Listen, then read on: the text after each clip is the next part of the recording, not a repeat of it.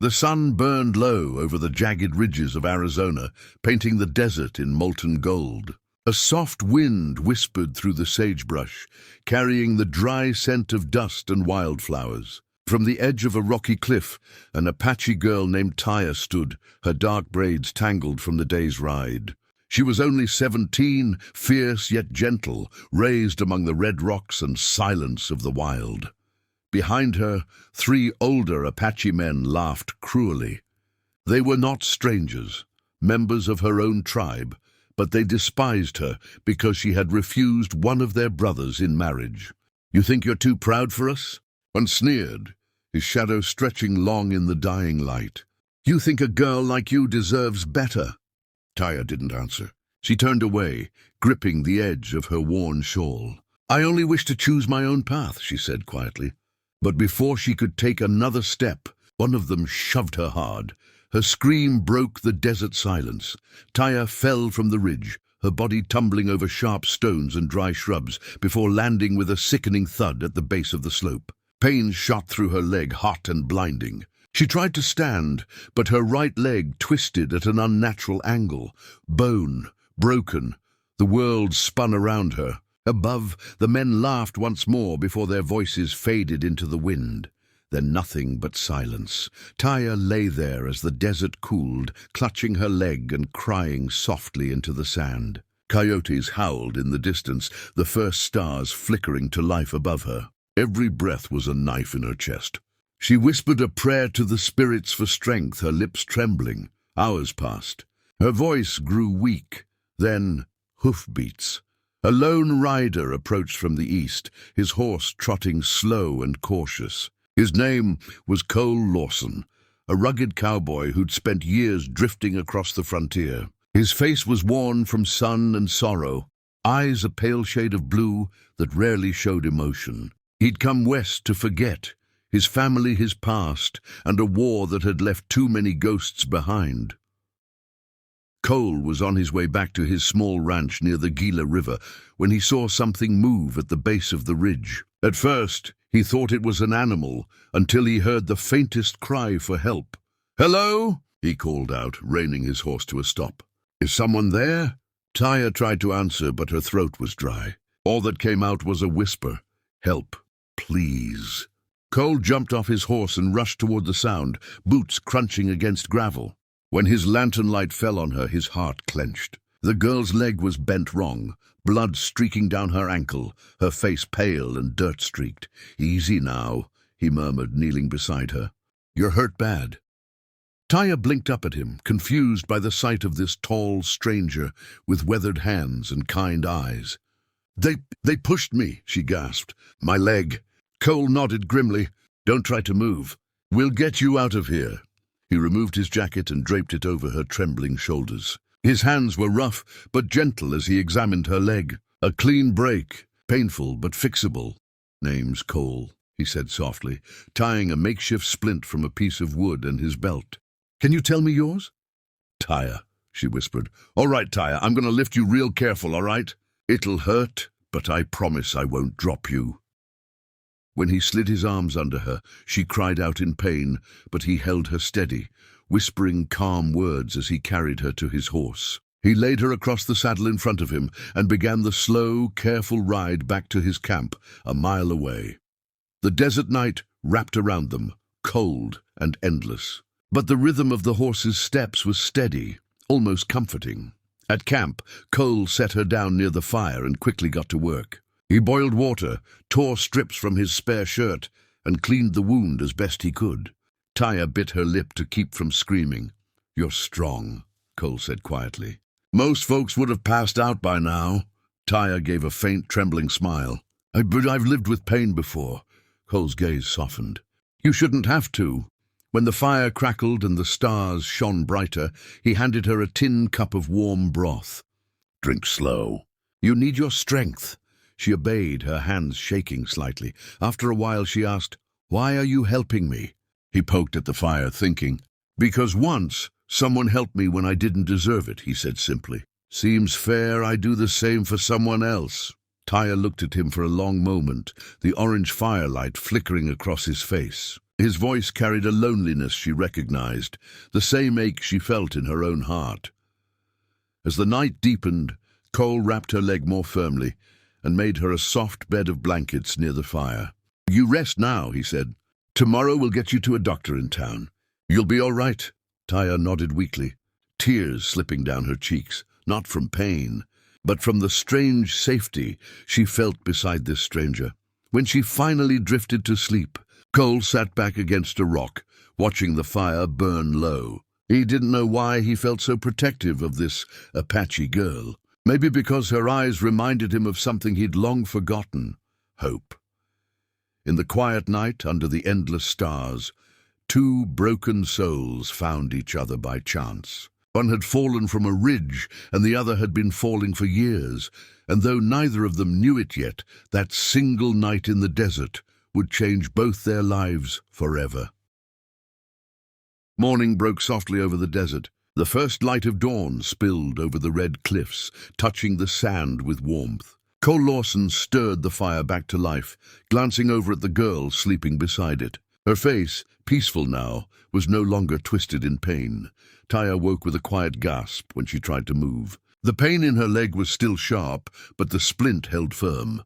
She looked around. His coat covered her, his horse grazed nearby, and the cowboy himself was crouched by the fire, cooking something that smelled like beans and bacon. "You're awake," Cole said with a small smile. "How's the leg?" "It hurts," she admitted, "but not as bad as before." "That means we did it right," he said. "You're tougher than most cowhands I know." For a moment she just watched him. The way he moved, careful, steady and kind, was something she wasn't used to. Most men looked at her with suspicion or worse. But this man treated her like a human being, not like a burden or an enemy. After breakfast, Cole saddled his horse again. "We've got a long ride to town," he said. "There's a doctor in Dry Creek. He'll set that leg proper." Taya's eyes widened. "They won't want me there," she said softly. "I'm Apache. They'll see me as trouble." Cole met her gaze firmly. "They'll see a hurt young woman who needs help. And if they don't, well, they'll answer to me." He lifted her onto the horse once more and climbed up behind her.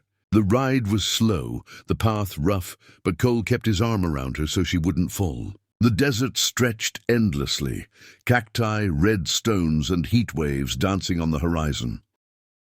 Halfway through the journey, Taya dozed off against his chest. He could feel the steady rhythm of her breathing, and something in him softened. He hadn't felt needed in a long time. When they finally reached Dry Creek, the reaction was exactly what she'd feared. People stopped what they were doing to stare. Men by the saloon muttered under their breath, and a woman pulling her child away hissed, "Indian girl." Cole's jaw tightened. "Ignore them," he whispered to Taya. "You're safe." He rode straight to the doctor's small wooden office. Dr. James Parker, a tired-looking man in spectacles, came out and frowned. "She's hurt?" "Fell from a ridge," Cole said. "Her leg's broken. Needs setting." Parker hesitated when he saw her skin tone and braids. "She's Apache?" Cole stepped closer, his voice low and firm. "She's a human being. Fix her leg." The doctor swallowed, nodded, and gestured them inside. Taya bit down on a strip of leather while the doctor worked. Cole held her hand through every scream, whispering, "You're all right, just breathe." Almost done. When it was over, she collapsed against him, tears soaking his shirt. "She'll need rest," Dr. Parker said. 6 weeks, maybe more. "Don't let her move much." Cole nodded. "I'll take care of her." He paid the man with nearly all the coins he had left, then carried Taya back outside. Instead of taking her to the boarding house, which he knew would refuse her, he rode home to his ranch. It was a quiet place. A small cabin, a well, a few acres of dry land, and a loyal horse named Dusty. It wasn't much, but it was safe. He built her a bed by the window, where she could watch the wide-open plains. Every day he cooked, cleaned, and tended her leg. Every night they talked. She told him about her mother, who died young, and her dream of leaving the tribe to learn the white man's medicine so she could help her people. He told her about the war, about how he'd lost his younger brother and never went home again. Sometimes they laughed. Sometimes they just sat in silence listening to the wind. Weeks passed. Her leg began to heal.